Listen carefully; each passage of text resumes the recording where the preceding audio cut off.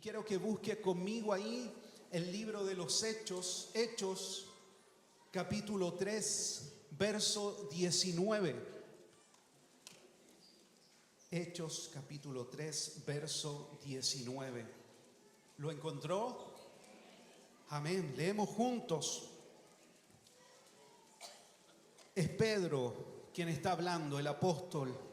Así que dice: arrepentíos y convertíos, para que sean borrados vuestros pecados, para que vengan de la presencia del Señor, ¿qué cosa? Tiempos de refrigerio. Oramos al Señor. Padre, gracias porque tengo ahora la oportunidad de compartir, de hablar de tu palabra. Dame gracias, Señor, fuerza, denuedo, unción, todo lo necesario para hablar de la verdad de tu palabra. Y que esta sea, Señor, para cada uno de los que hoy estamos acá, alimento y comida espiritual. Guía, Señor, para nuestras vidas siempre, por medio de la verdad de tu palabra, Señor. Que tu gracia, Espíritu Santo, esté sobre nuestras vidas en este momento. Abre nuestro corazón para que podamos oír con profundidad lo que tú quieres hablar a nuestras vidas. Gracias, Señor, en tu nombre, Jesús. Amén y amén. Puse como título a este mensaje: tiempos de refrigerio. Y quiero ahí explicar un poco en qué contexto es que el apóstol Pedro da estas palabras y qué es lo profundo de lo que él está hablando. Y estas palabras el apóstol las hace y las dice a una gran multitud que está impactada por un milagro que acaba de ocurrir, que acaba de suceder. Es el milagro o la sanidad del cojo de nacimiento. Dice la Escritura en el relato bíblico que había un hombre que todos los días era puesto a la entrada de una de las puertas del templo. Una de las puertas más conocidas del templo, la puerta llamada La Hermosa, era un punto focal o un punto de reunión, porque esta puerta era distinta a todas las demás puertas del templo. Cuando alguien se quería reunir con otra persona, probablemente le decía antes de llegar al templo: nos juntamos en la puerta La Hermosa. Era el punto focal. Y en ese lugar este hombre todos los días era llevado y puesto para pedir limosnas, porque era cojo de nacimiento. Ese es el contexto. Y en ese contexto dice que va Pedro y Juan al templo a la hora de la oración, porque los judíos acostumbraban a orar 3 veces al día, y ven a este hombre, y este hombre les pide limosna. Y en ese momento dice la Escritura, el relato, que fijando los ojos los apóstoles en él, le dicen que lo miren, que esté atento su mirada, y le dice una frase muy conocida: no tenemos plata ni oro, pero lo que tenemos te damos, y en el nombre de Jesús levántate y anda. Y en ese momento este hombre, que era cojo de nacimiento por casi 40 años, se pone de pie y comienza a caminar, y se produce este milagro sobrenatural. Yo quiero que entienda todo este contexto.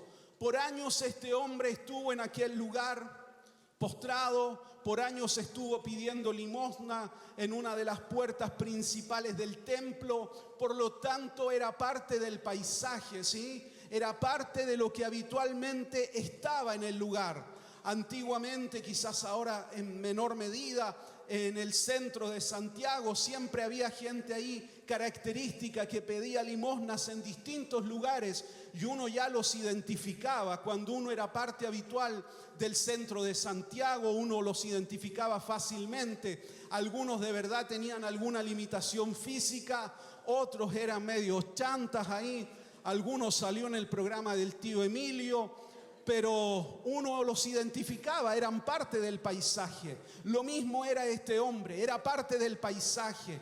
Por lo tanto, el milagro que sucede es innegable, no se puede negar. Este hombre está en pie, y no solo está en pie, dice la Escritura que tenía tomado a los apóstoles de sus vestiduras, entró con ellos al templo, corría, saltaba, daba voces. Entonces toda la multitud, al ver esto, queda en el fondo maravillados del milagro, pero también tenían temor porque no entendían cómo era posible que esto haya sucedido.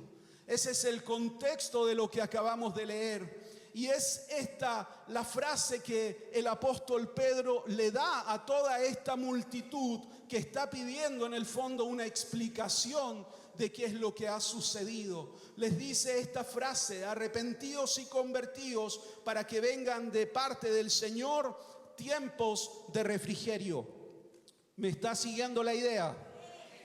Y acá se da entonces que era para todos, no solo para el hombre que fue puesto a la entrada, un día más dentro de una rutina diaria de lo que se vivía en este rito religioso continuo de ir al templo.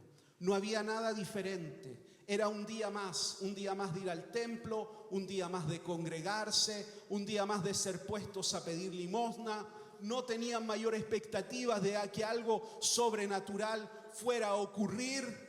Pero habían dos hombres que estaban llenos de la presencia del Señor, llenos del Espíritu Santo, y esos dos hombres fueron usados no solo para traer sanidad a este hombre, sino también para traer sanidad a la vida de muchos que estaban durmiendo en un letargo religioso. Nosotros siempre que llegamos a la casa del Señor tenemos que venir con expectativas. No en nosotros, no en los hombres, no en el pastor, sino en lo que Dios puede hacer cada vez que nos reunimos, en lo que el Señor puede hacer cada vez que la iglesia se reúne a adorar, a exaltar su nombre. Porque ahí, como dice la palabra, envía Jehová bendición y vida eterna.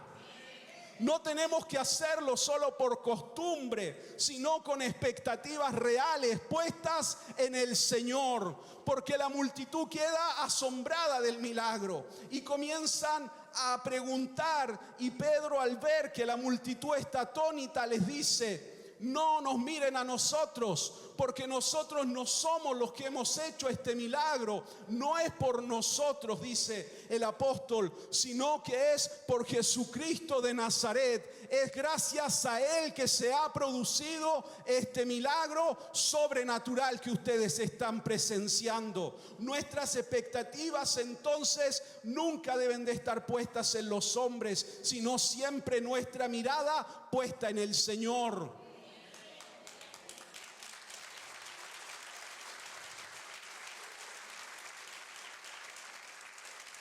Porque los hombres fallamos, nos equivocamos, erramos, defraudamos. Pero el Señor jamás falla, jamás se equivoca y jamás defrauda. Siempre está con nosotros. Por lo tanto, cuando yo vengo al templo, vengo con expectativas en el Señor.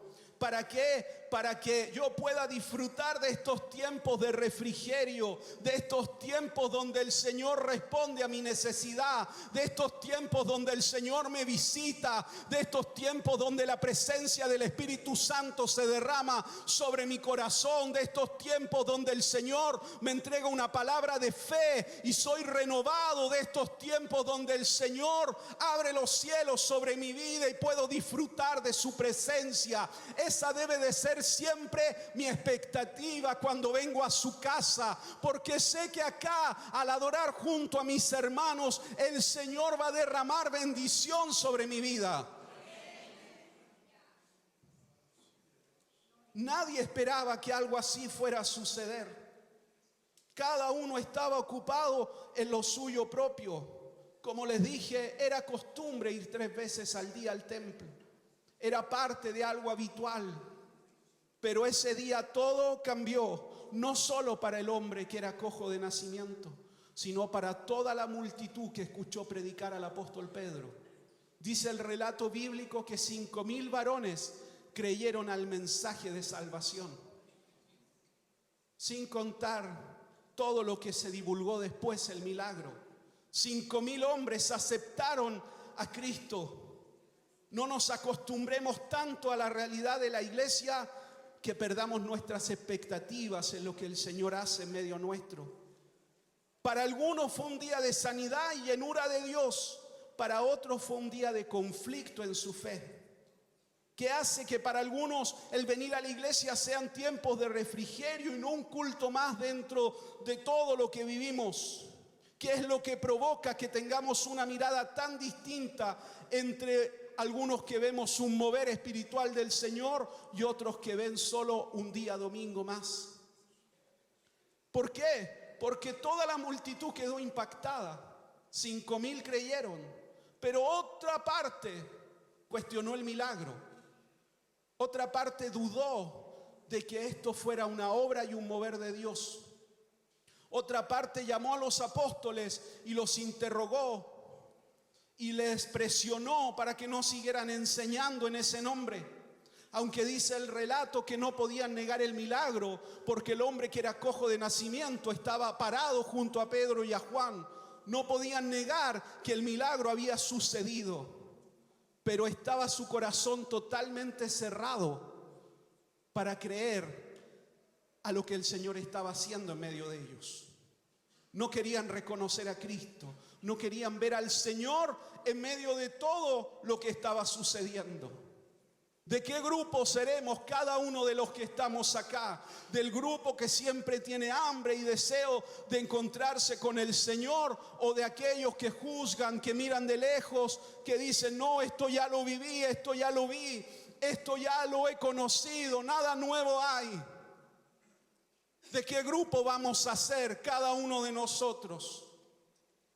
Porque lo que hace la diferencia indudablemente es la disposición del corazón. ¿Con qué corazón vengo yo a la casa del Señor? ¿Con qué actitud vengo yo delante del Señor?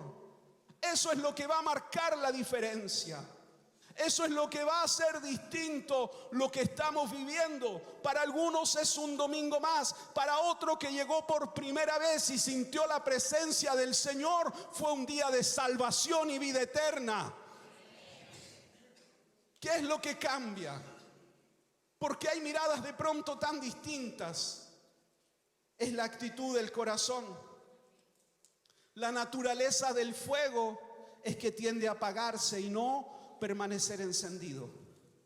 Por eso debemos de cuidar siempre nuestra relación con el Señor, nuestra relación con el Espíritu Santo, porque la naturaleza del fuego, del avivamiento, del mover de Dios en nosotros y en la iglesia tiende a apagarse y no a permanecer. Por eso debemos de ser diligentes, preocuparnos y ocuparnos en las cosas del Señor. Estas palabras que pronunció el apóstol no fue a un grupo de inconversos, fue a un grupo de hombres que buscaban al Señor. Quizás en forma equivocada aún seguían atados a esta rutina, a este ritual propio del templo. Pero dentro de ellos, como en todo lugar, habían hombres que sinceramente querían agradar a Dios en medio de su vida. Y ellos responden positivamente a la predicación del apóstol Pedro. El arrepentimiento no se limita solo al momento de nuestra conversión. No solo es en ese momento. El arrepentimiento es una actitud continua en la vida del creyente. Debe de ser una actitud continua en nosotros. El entender que todos los días debemos de buscar al Señor, arrepentirnos de cosas que hemos cerrado, arrepentirnos de pronto porque nos hemos distanciado del Señor, porque hemos dejado de buscar a Dios, porque ya no oramos en el hogar como al principio, porque ya no tenemos el mismo deseo de estar en la casa del Señor como cuando recién nos hemos convertido. La actitud de arrepentimiento debe de ser algo continuo y constante en el corazón del creyente. Debemos siempre tener esta actitud delante del Señor, porque esta actitud de arrepentimiento, de dependencia de Dios, será siempre el remedio para el alma sedienta, para el corazón que se está apagando, para aquel que necesita un tiempo de refrigerio con el Señor. Refrigerio en el original, esta palabra significa recuperar el aliento o revivir. Lo que el apóstol Pedro le dice a la multitud es: ustedes pueden volver a recuperar el aliento, pueden volver a vivir tiempos profundos, tiempos de sanidad y de descanso con el Señor. No hay nada mayor que descansar en la presencia del Señor. ¿Dónde más vamos a encontrar reposo a nuestro corazón si no es en la presencia del Señor? Eso es lo que nuestra alma necesita. Esto se asemeja mucho a lo que dice el libro de Génesis, que Dios sopló sobre el hombre aliento de vida. Y necesitamos ese aliento del Espíritu Santo continuamente en nuestras vidas. Que Él sople aliento de vida sobre nuestro corazón. Que Él sople aliento de vida continuamente sobre nosotros. Lo necesitamos.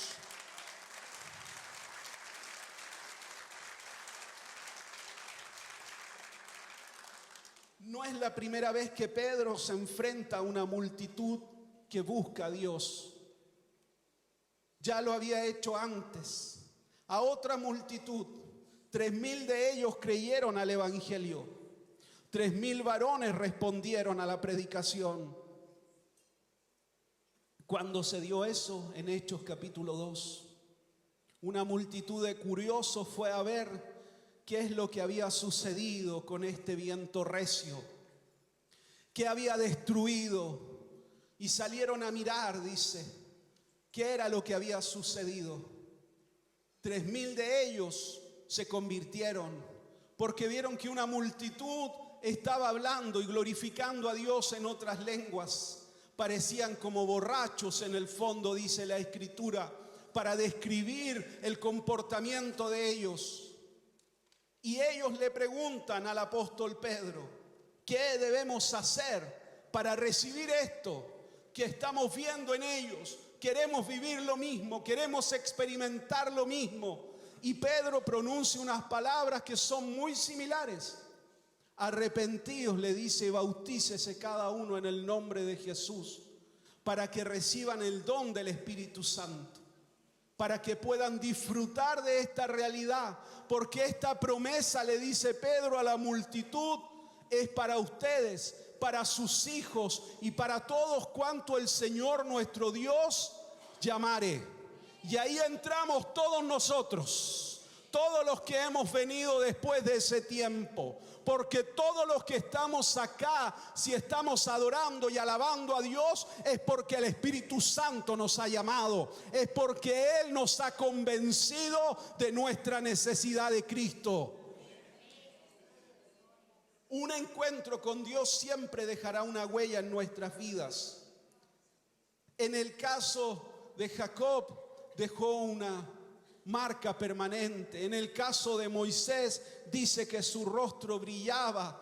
Y en el caso de esta multitud, en Hechos 2, dice la Escritura que se compungieron de corazón al oír la predicación del apóstol Pedro.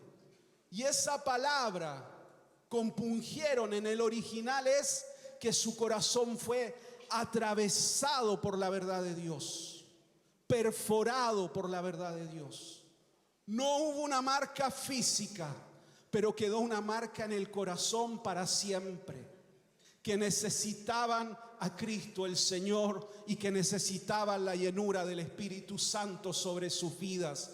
Esa marca quedó en la multitud y esa marca los iba a seguir toda su vida, porque ellos habían venido, dice la Escritura, de todo el mundo antiguo, de distintas partes, hasta de las regiones más lejanas, hasta de África, habían venido a celebrar un rito que era la fiesta de los tabernáculos, y se encontraron con este mover espiritual, y muchos de ellos, dicen, no regresaron a su ciudad de origen, nunca más volvieron, vendieron todo lo que tenían y lo pusieron a los pies de los apóstoles. y permanecieron en Jerusalén, aprendiendo la doctrina de los apóstoles. Había una marca en su vida, en su corazón. No solo fue una sensación, no solo fue una llenura, sino que eso los llevó a tomar decisiones en pos de alcanzar aquello que habían encontrado. Es el mismo relato que el Señor hace acerca del Evangelio. Dice que el Evangelio, el reino de los cielos, es comparable a un mercader que encuentra una perla de gran precio y que vende todo lo que tiene para poder comprarla. Eso debe de ser el Evangelio para nosotros. Lo más sagrado, lo más preciado en nuestras vidas. Eso debe de ser la verdad de Cristo para cada uno de nosotros. Lo que mayor valor tenga para nuestras vidas debe de ser la verdad de Cristo, el Evangelio en nosotros. A eso lo compara el Señor. Entonces estos hombres se quedan, permanecen, porque entienden que ahí está lo que han estado buscando, que ahí está lo que ellos han estado anhelando. Cuando nos encontramos con la presencia del Señor, todo cambia y todo es transformado en nuestras vidas. No hay nada más doloroso que estar lejos de la presencia del Señor. Para quienes hemos bebido de la gracia, para quienes hemos tomado de la verdad de Cristo, no hay nada que nos duela más que sentir que nuestra vida se está apagando poco a poco. Porque hemos conocido la verdad. Y nada puede reemplazar a la verdad de Cristo una vez que nos hemos encontrado con ella. Nada más va a apagar nuestra sed ni nuestro deseo, sino solo el Señor. Hay un salmo que es el Salmo 84. Fue un salmo escrito en el exilio. Y ellos dicen: ¿cómo cantaremos a Jehová? Cántico en tierra de extranjeros. Y se recuerdan del templo y lloran, dice, porque ya no pueden alabar ni adorar a Dios en el templo. Para los judíos, el templo era la presencia de Dios. Ahí habitaba la presencia de Dios. ¿Cómo vamos a adorar y alabar, dicen, a Dios en tierra extraña? Ese salmo se escribió en Babilonia. Hay otro salmo que fue escrito en el exilio, que es el Salmo 42. Si me ayuda ahí, ¿lo ve usted? 1, 2, 3, ahí está. ¿Lo puede leer conmigo? Como el ciervo por las corrientes de las aguas, así clama por ti, oh Dios, el alma mía. Mi alma tiene sed del Dios vivo. ¿Cuándo vendré y me presentaré delante de Dios?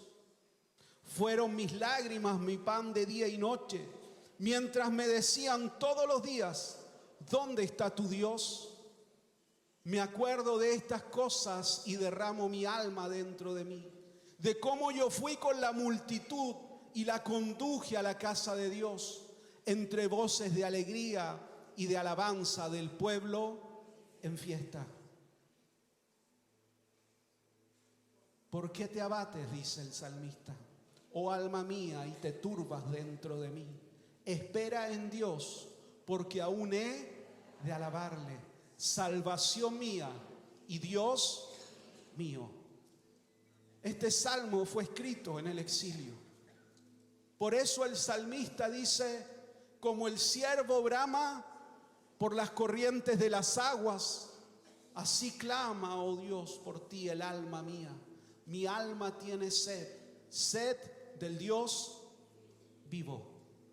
¿Por qué? Porque estaban lejos, no podían adorar con la multitud en el templo.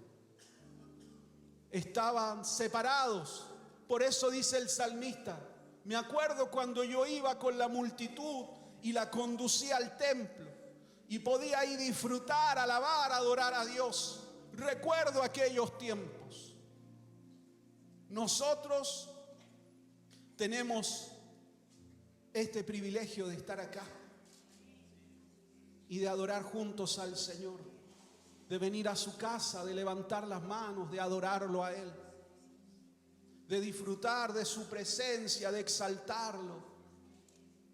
Pero a veces nos acostumbramos tanto que perdemos de vista lo precioso que es adorar juntos al Señor. Perdemos de vista que dependemos de su gracia completamente y que necesitamos siempre que Él venga y nos renueve y nos dé un nuevo aliento. Necesitamos de esos tiempos de refrigerio continuamente, que Él venga a revivir nuestra fe, a revivir nuestras fuerzas, que el Espíritu Santo venga a levantarnos. Para eso debo de reconocer siempre y arrepentirme continuamente si me he distanciado del Señor.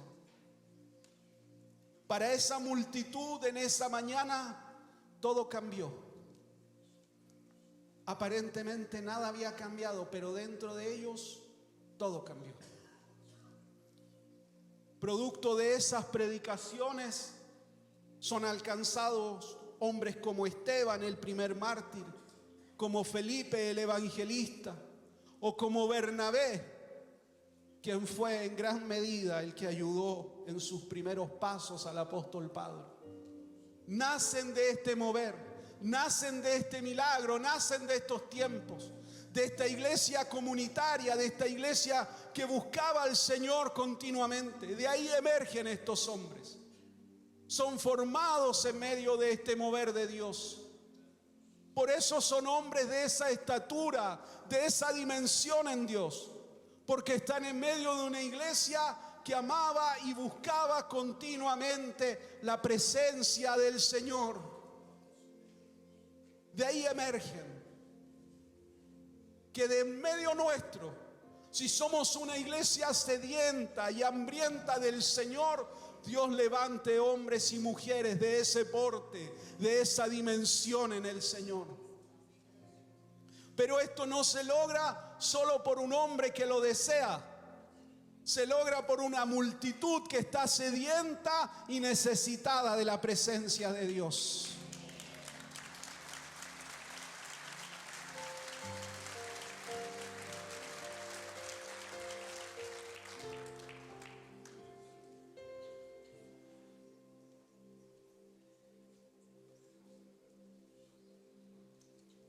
Yo quiero vivir tiempo de refrigerio con el Señor. Yo soy el primero que lo necesita.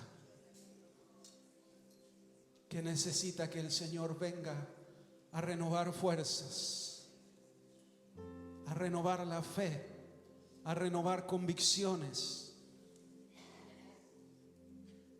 Soy el primero que necesita que el Espíritu Santo sople sobre su vida, sobre su corazón, sobre su alma. Hay cosas que seguirán ahí, que quizás no cambiarán de inmediato, pero el sentir la presencia del Señor nos da fuerza para continuar, para enfrentar el día a día. Nos da esa fe que ve más allá de lo inmediato. Nos da esa convicción profunda de que el Señor a su debido tiempo puede transformar todo en un proceso de sanidad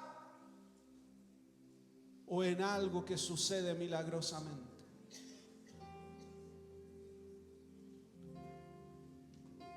Yo le quiero pedir a usted con mucha humildad y honestidad que tenga expectativas en el Señor. No en nosotros, no en nosotros, en el Señor. Y que cuando venga y entre por esas puertas, venga lleno de fe, de esperanza en el Señor. para que cuando gente llegue por primera vez acá, se encuentre que esta casa es una casa llena de la presencia del Señor. Lleno de la presencia del Señor. Porque es el Espíritu Santo el que convence, el que atrae a la gente, el que convoca. Y eso lo construimos todos los que estamos acá, cada uno de nosotros. No es solo del pastor, de los músicos, de quienes danzan. Todos nosotros formamos esta iglesia. Que sea siempre una iglesia hambrienta y sedienta de la presencia del Señor. Quizás no esperaba escuchar esto en esta mañana, pero este es un desafío para todos. Para todos. ¿Puede ponerse ahí de pie?